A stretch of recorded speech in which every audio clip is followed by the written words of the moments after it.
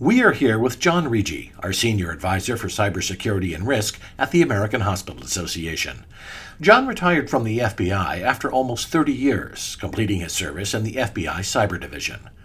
We are very privileged to have as our guest today Mike Orlando, a former colleague of John's, who was a highly accomplished 25-year veteran and senior executive of the FBI with a wide variety of investigative experience and assignments focused on counterintelligence matters. Mike currently serves as the acting director of the National Counterintelligence and Security Center, NCSC, under the Office of the Director for National Intelligence. Mike has graciously agreed to assist the AHA with alerting and advising America's hospitals regarding the latest cyber and counterintelligence threats, which have increased in frequency, complexity, and severity over the last several years and accelerated during the pandemic.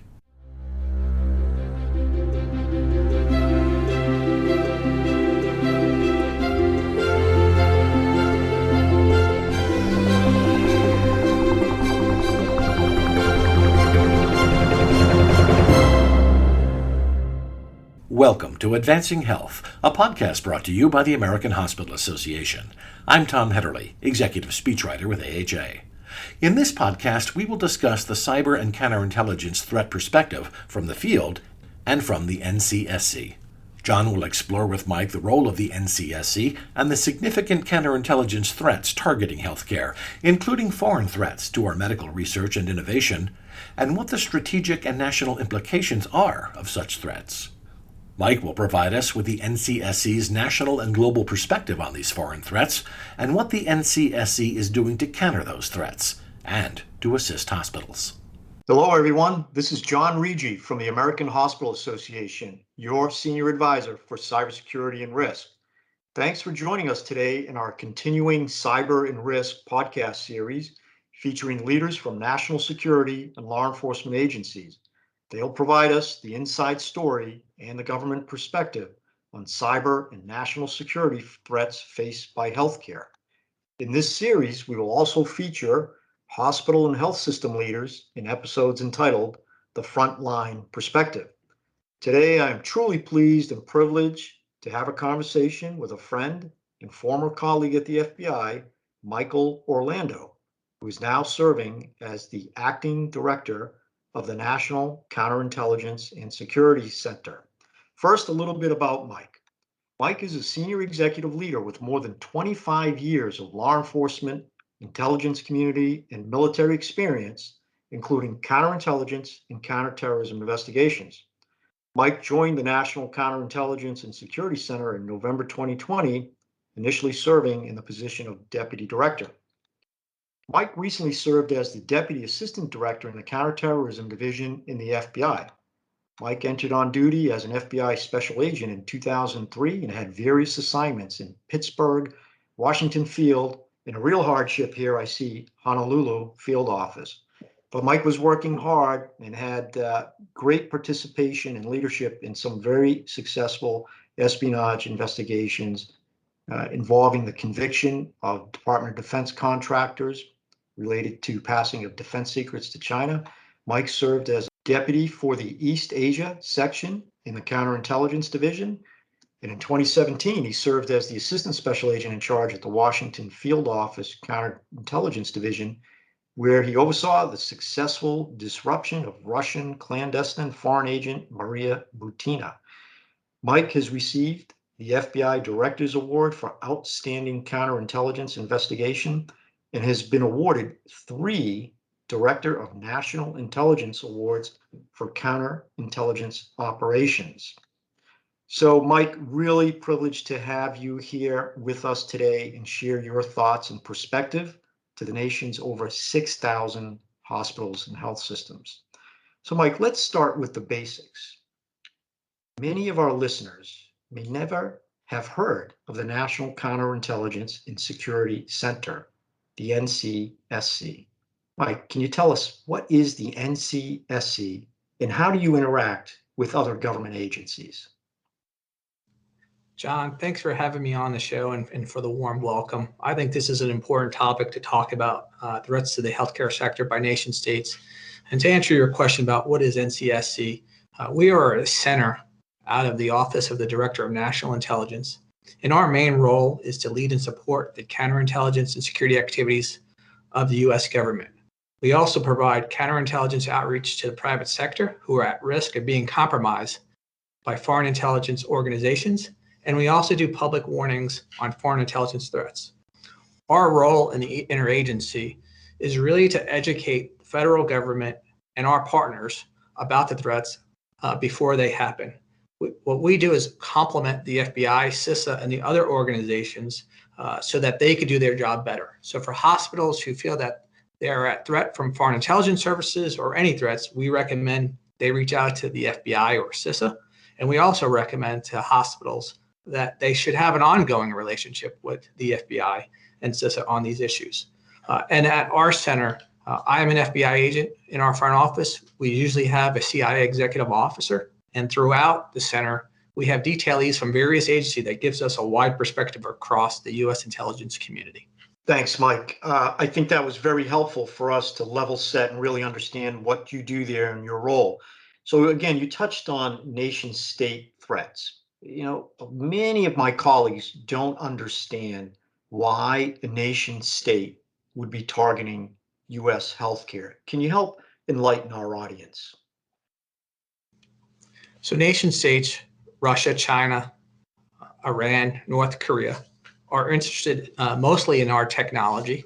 And in the healthcare arena, they're interested in the medical innovation that is going on there. And then during COVID, they were most definitely interested in the COVID vaccine and everything that was associated with that for their own purposes. Interesting. Mike, but what healthcare information is being targeted and why? Could you expand on that a bit? So nation states are targeting, I would put them into three buckets: COVID research, medical innovation, and then our personal healthcare data. As I said earlier, all the nation states from China, Russia, Iran, North Korea are interested in our COVID research. And then moving over into the second bucket, the medical innovation, particularly China has a number of national plans to acquire technology to advance themselves to be the global superpower. Earlier this year, China unveiled its 14th five-year plan, which listed biotechnology, brain science, and genetic research as a key priority. And that builds upon their previous plan called Made in China 2025, which listed biotechnology among one of the 10 key industries that China is looking at. And what these national plans are a roadmap of how China is trying to steal our technology. And then that third bucket is our personal health data. I think we all recall in 2015 the hack of the US-based health insurer Anthem, where 78 million people had their personal data stolen by the Chinese government. And in regards to genomic data, which is the other area we are concerned about, is that we believe that is some of our most valuable information, and that Chinese are actively collecting our genomic data in America from US healthcare. And we are just generally giving them this information. Hospitals are legally partnering with Chinese companies to do the genomic sequencing at a low cost. And that makes sense to us for them to do that. But there's also a dark side to it, is that China is taking this data and building surveillance programs. They've already used it against their own people in Western China, the Uyghurs, and it potentially could be a tool used against us. And in their research, it will give them an advantage in developing precision medicine and artificial intelligence. And there's no guarantee that they're going to share that research with us. So it's very interesting, Mike. So definitely understand there's strategic value in the information that they're targeting. Strategic value in the sense of their economic security and national security. And we know that you can't have one without the other. And of course, during the pandemic, we learned that health security equals economic security, and economic security equals national security. So we see from what you're saying, all these concepts are related. Can you tell us, so we understand the threat, we know they're after our information, but how are they doing it? How are they targeting and acquiring this sensitive information? Well, they do it through a number of legal, quasi-legal, and illegal activity. And starting with the legal activity, particularly the Chinese government invests and tries to acquire a U.S. company that handles sensitive healthcare data.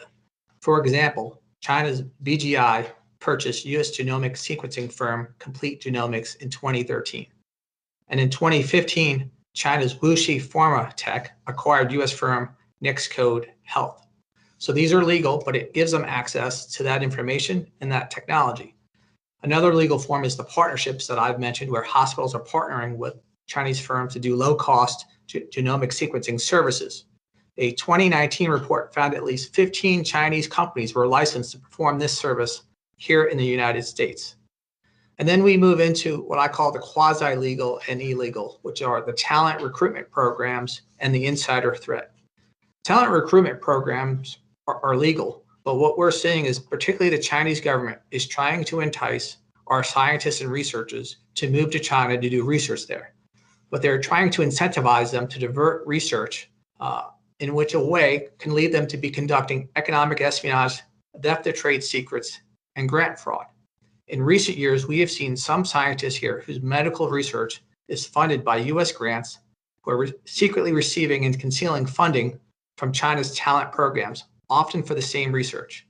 As of April 2021, the NIH said it had contacted more than 90 NIH-funded institutes with concerns about more than 200 scientists.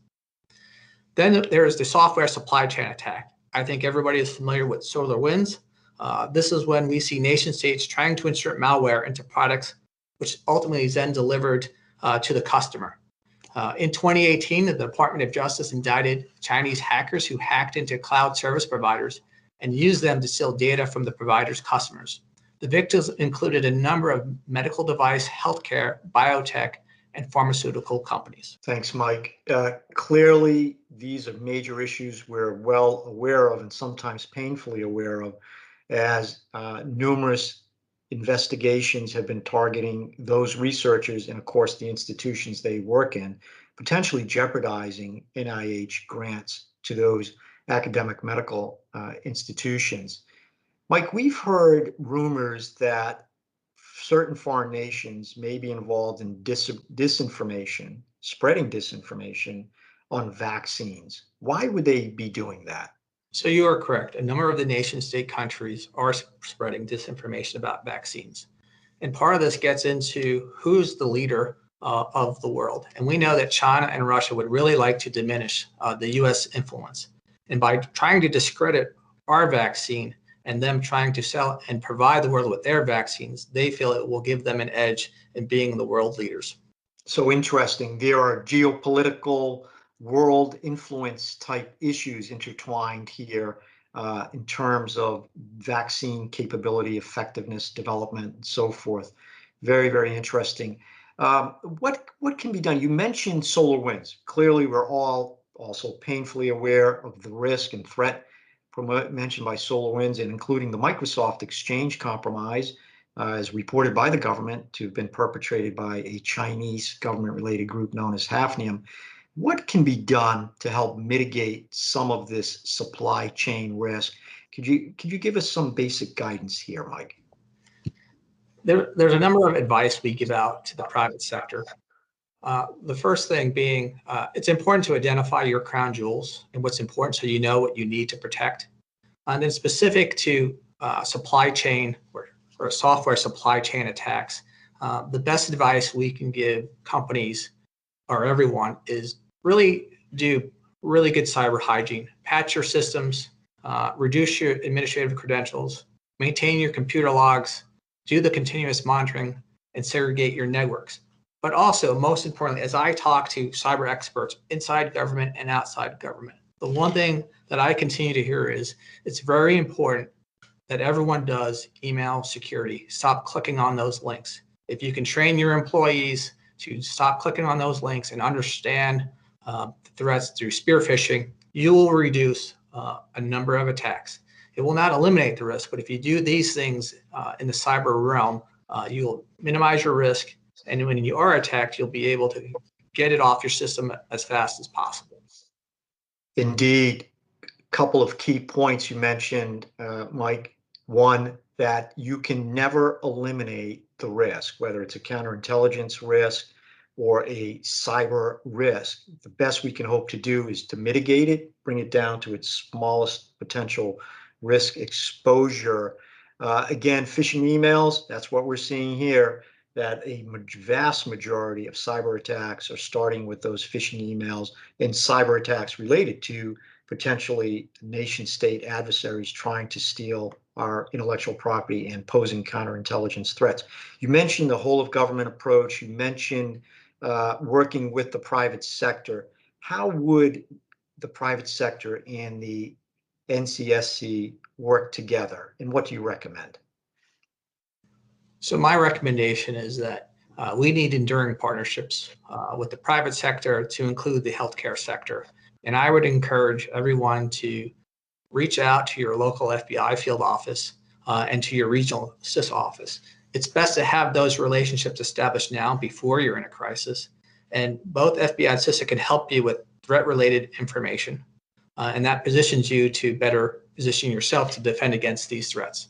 And then the other thing I would say that companies should do is have an enterprise-wide security team.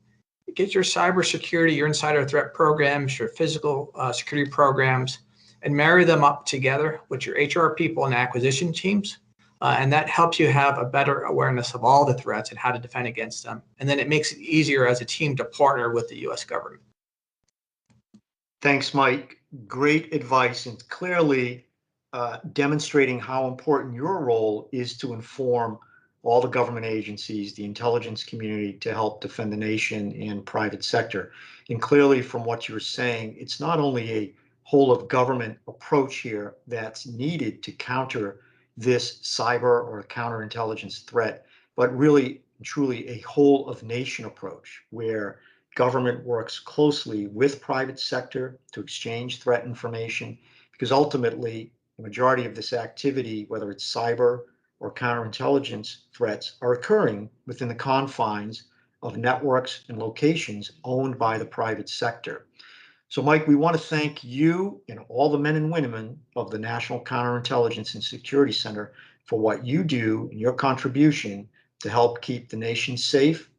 And we wish you well and hope that we'll continue to have ongoing discussions.